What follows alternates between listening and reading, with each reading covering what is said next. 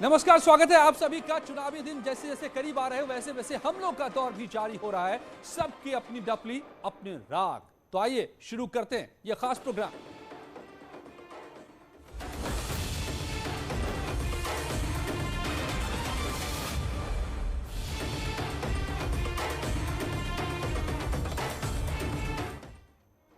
तो 2022 के रण में के लिए वार पलटवार के बाद जुबानी जंग तेज हो गई है। लखनऊ में सीएम योगी ने हुंकार भरी। उन्होंने अखिलेश यादव पर करारा प्रहार करते हुए कहा कि जो खुद सुरक्षा के लिए खतरा हो वो क्या प्रदेश की सुरक्षा करेगा। उन्होंने कहा कि 12 बजे सोकर उठने वाले लापरवाह सीएम से जनता क्या उम्मीद करे।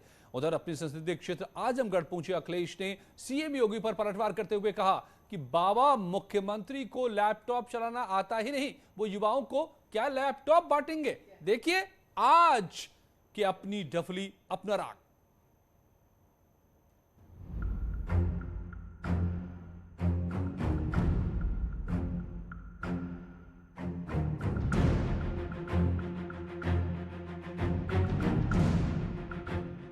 दो 2022 के महासमर के लिए सभी पार्टियों ने पूरी ताकत झोंक दी है। जाहिर है जुबानी जंग भी तेज हो गई है, क्योंकि बीजेपी हर हाल में सत्ता में दोबारा वापसी चाहती है। वही अखिलेश को भी आस है कि जनता बदलाव जरूर लाएगी, इसलिए 22 में बाईसाइकिल ही चलेगी। लेकिन सियासी लड़ाई अब निजी हमले पर आ गई है। लखनऊ में सीएम योगी ने अखिलेश पर करारा हमला बोला। पहले सरकारें अपने लिए जीती थी, अपने परिवार के लिए जीती थी, उनको समाज से कोई लेना देना नहीं था, इसलिए सरकारों के पास सोच थी नहीं। इस सोच को व्यवहारिक धरातल पर उतारने के लिए फुर्सत नहीं थी। जब प्रदेश का मुख्यमंत्री 12 बजे सो करके उठेगा, कैसे उम्मीद करते हैं कि वो जनता के बारे में क्या सोचता है। उधर अपने संसदीय क्षेत्र आजमगढ़ पहुंचे अखिलेश यादव ने कह दिया कि बाबा मुख्यमंत्री लैपटॉप चलाना ही नहीं जानते तो बांटेंगे क्या। वो लैपटॉप नहीं चलाएंगे, वो लैपटॉप नहीं चलाएंगे, क्योंकि उन्हें लैपटॉप चलाना नहीं आता है। और अगर लैपटॉप चलाना आता होता तो लैपटॉप बट रहे होते। ये नाम बदलने वाली, रंग बदलने वाली सरकार, नाम बदलने वाली, रंग बदलने वाली और शिलान्यास का शिलान्यास करने वाली, उद्घाटन का उद्घाटन वाले करने वाली सरकार है। उधर सीएम योगी ने अखिलेश यादव के लिए कहा कि जो खुद सुरक्षा के लिए खतरा हो वो प्रदेश को क्या सुरक्षा देगा। पेशेवर दंगाई और अपराधियों को का सरपरस्त जब प्रदेश सरकार बन जाएगी, कैसे उम्मीद करते हैं किसी को सुरक्षा मिल पाएगी। जैसे जैसे चुनाव करीब आएगा वैसे वैसे सियासी हमले और तीखे होते जाएंगे।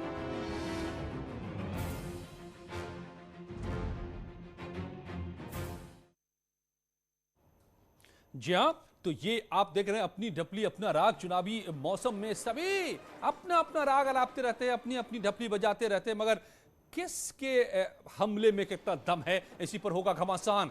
इस खास प्रोग्राम में मेरे साथ जुड़े हुए अनुराग भदौरिया, एसपी के प्रवक्ता, आसिफ रिजवी प्रवक्ता है, कांग्रेस के शशांक वाजपेयी हैं राजनीतिक विश्लेषक, और राकेश त्रिपाठी हैं अब बीजेपी के प्रवक्ता। स्वागत है आप सभी का इसमें। अब सबसे पहले तो राकेश त्रिपाठी जी, ये क्या कह रहे हैं योगी जी कि लेट से उठते हैं अखिलेश यादव, वो प्रदेश का क्या भला करेंगे, वो खुद खतरा है प्रदेश के लिए, सुरक्षा क्या देंगे, क्या मतलब।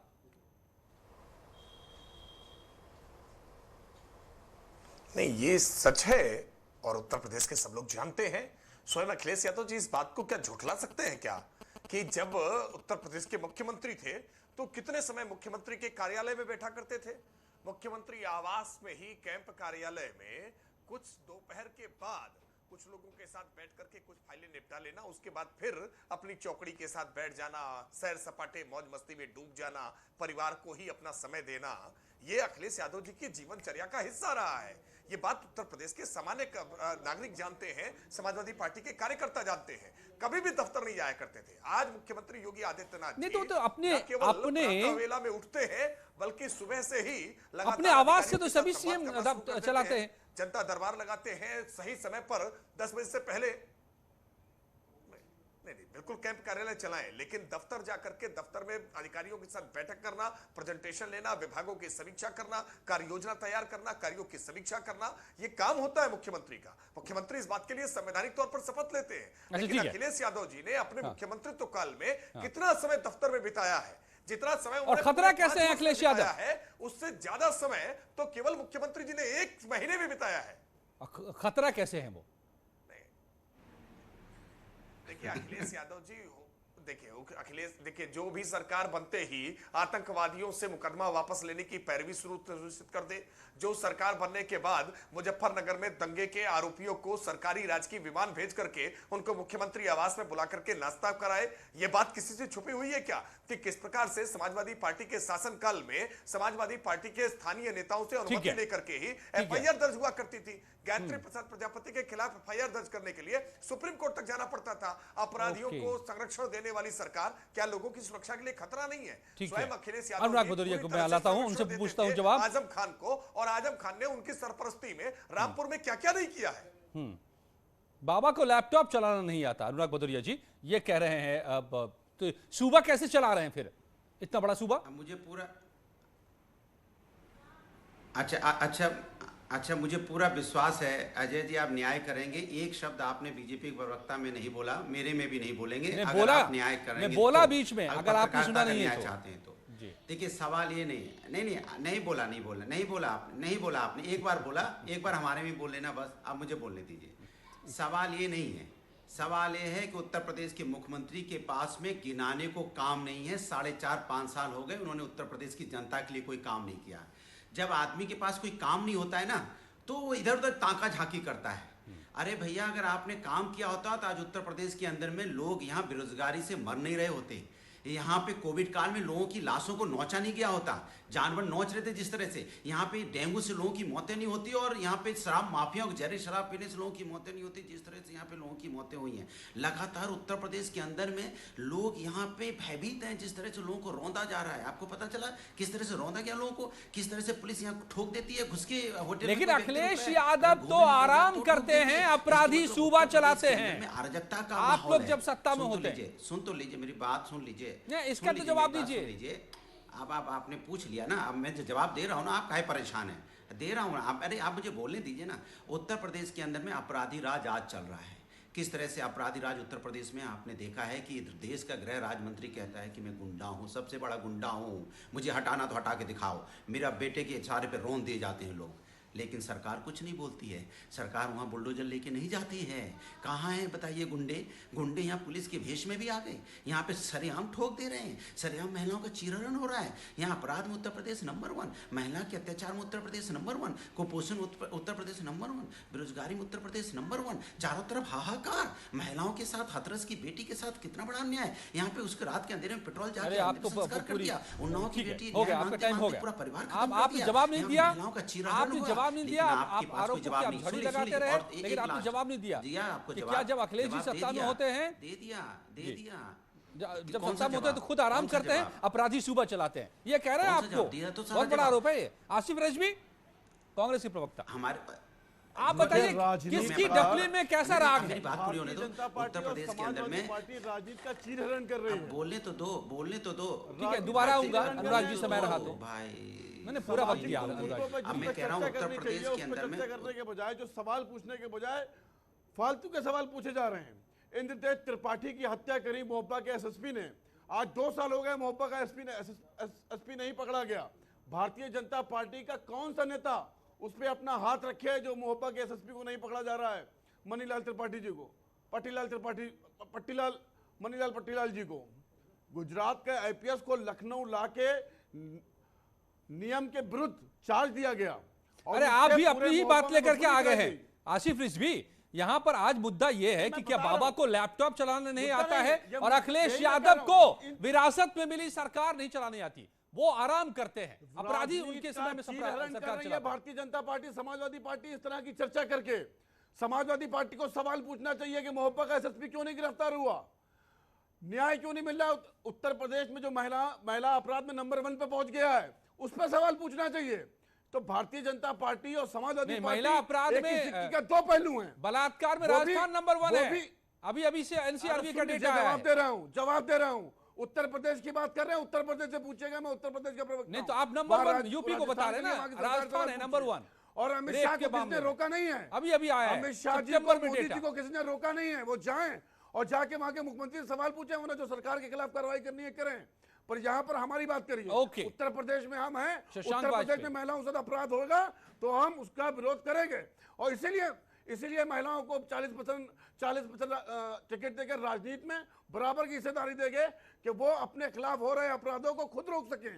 लड़की हूं, लड़ सकती हूं, इसीलिए बता रहे हैं कि उत्तर प्रदेश में अब महिलाओं तो के चुनाव साथ अपराध लग रहा है नहीं कि होने चुनावी देंगे। रैली में बोल और रहे हैं जो राजनीतिक दल, आसिफ जो रजा राजनीतिक रिजवी, दल, आप लग रहा है चुनावी जो रैली में आकर बोल रहे हैं। राजनीतिक अरे भाई, सवालों का जवाब देने के बदले आपको प्रियंका जी का पूरा भाषण सुना दिया पूरा आपने। जवाब दे रहा हूं मैं भाई साहब। ये जो राजनीति जो समाजवादी पार्टी और भारतीय जनता पार्टी राजनीति का चीरहरण कर रही है फालतू के मुद्दों पर ठीक चर्चा है, करके, ठीक है। ये पब्लिक आपका के आरोप ये है। जिस चर्चा- शशांक जिस बा- वाजपेयी हैं क्या हमारे साथ? मुझे दिख नहीं रहा है। नहीं है, ओके। बोलिए आप राकेश त्रिपाठी जी, भाई आप ये साफ कीजिए, बहुत सारे आप पर इल्जाम लग रहे हैं, समाजवादी पार्टी के भी इल्जाम है, कांग्रेस के भी।